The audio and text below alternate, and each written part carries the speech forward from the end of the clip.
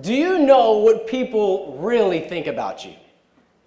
Let me put it this way. If a survey was given to your friends asking them what they really think of you, and the results were posted on the screen, would you be nervous? Well, that's exactly what I did. And I'm going to show you my results, and this is why.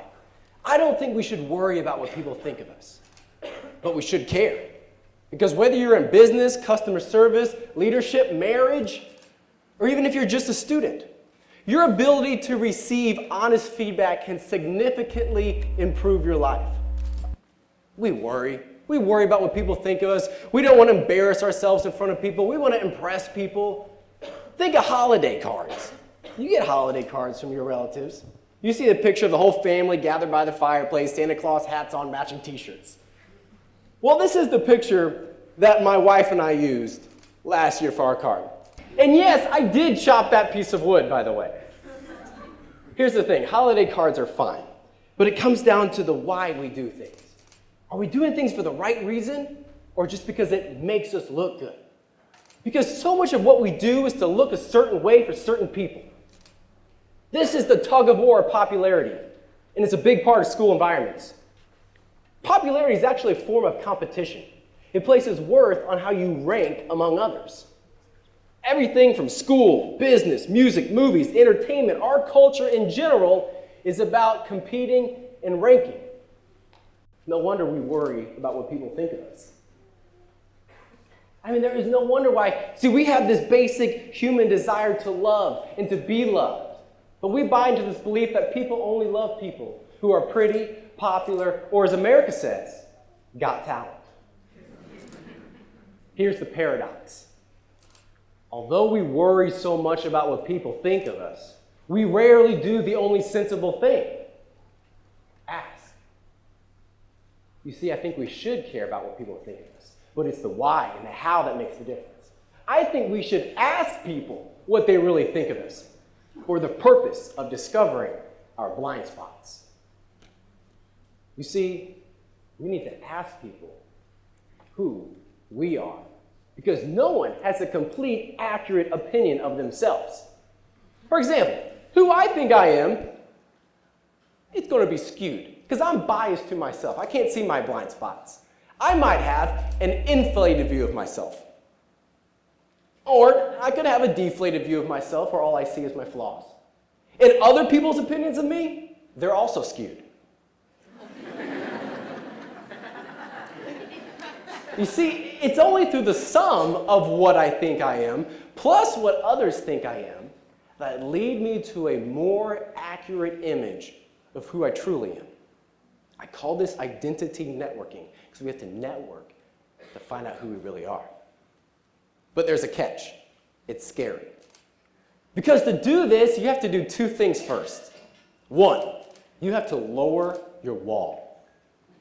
You see, we all have this emotional wall we build up, some bigger than others.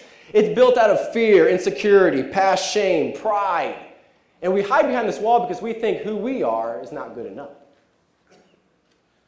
You see, once we let this wall down, then we can face what's inside of us. We can pick it apart for the purpose of building it up.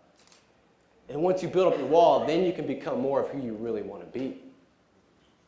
I heard a quote once. It goes, "You have to accept things before you can change things." Think of it this way. If somebody is struggling, dealing with cancer, okay, they have to accept the fact that they have cancer. Then they can face it and fight it. We have to accept that which we want to hide and deny. Once we accept it, once we accept ourselves, then we can start working on ourselves. The second thing you have to do. Once you lower your wall, you have to let people in. Not everybody, not just anybody, but people who you trust, who you know will be loving and caring. See, these people are going to tell you the good and the bad, the things you can work on, your blind spots. But you have to lower your wall to let them in. Let me tell you a story about my wall. Growing up, I did care a lot about popularity. In college, I taught ballroom dance at a studio. One day, my boss, who was French, he brought me into his office, and he said, "Brendan, there are some rumors going around about you. Are you aware of these?" Rumors, what are you talking about? People are saying that you are stuck up, arrogant, into yourself too much. What? Who said that? You see, right from the get-go, my wall was up, I was defensive, I was prideful. My boss was trying to help me, but I was just defending the kingdom. And what he said next changed my life. He said, Brandon, where there is smoke, there is fire. What that means is this: even if there's just a partial truth to what somebody says, part of it is true. So I went home, thought about what he said, and I realized they were right. Part of me was arrogant, stuck up, and conceited. Here's the good part. I started to become more comfortable with others' opinions of me. Instead of defensive and prideful, I was now more open-minded and humble. This is what we need with anti-bullying. You can't make people not bully, but you can help people be more comfortable with others' opinions of them, no matter how skewed, negative, or harassing they may be. So, if you could know what people really thought of you, would you want to know?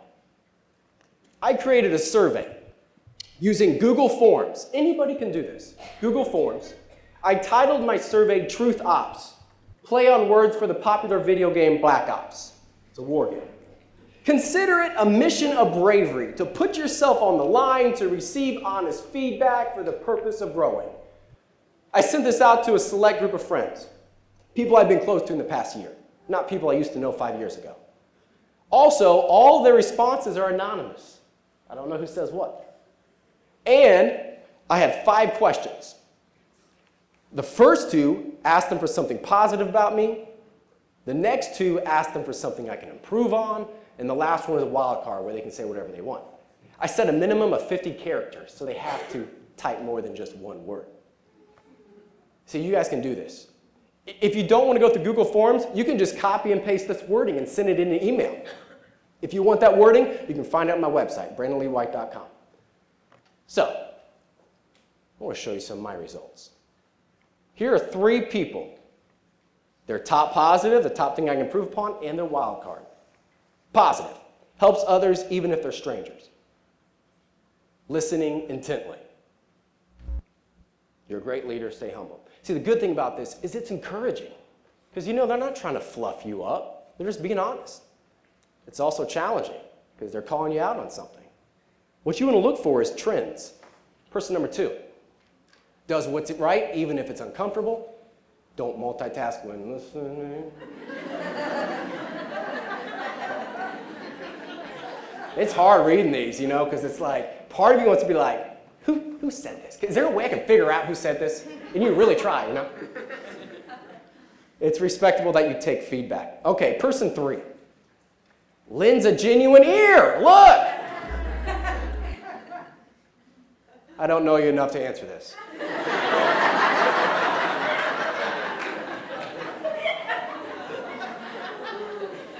We can throw out the whole genuine ear thing, I guess. You stand up for what you believe in. So, guys, we need to use this for schools, teachers, students, employees, employers. What am I saying? I'm saying we are avoiding that which we truly want. Honesty. What am I suggesting? I'm suggesting we start being more lovingly honest with ourselves first, so others can be honest with us also. And when you do this, guys, crazy things start to happen. Because you can't hide or flake anymore, because everyone's honesty is on the table. And when the walls we hide behind start crumbling down, we can start building up who we really are and who we really want to be. I know for me, it's been really humbling. It's hard not to be when people, tell you what you can improve upon, and they mean it, and you consider it. I believe healthy humility is a requirement for happiness and success in this life. So yeah, this stuff is scary, but it's also freeing. So I encourage you to search your hearts and ask yourselves, do I want to live a life filled with honesty? Thank you.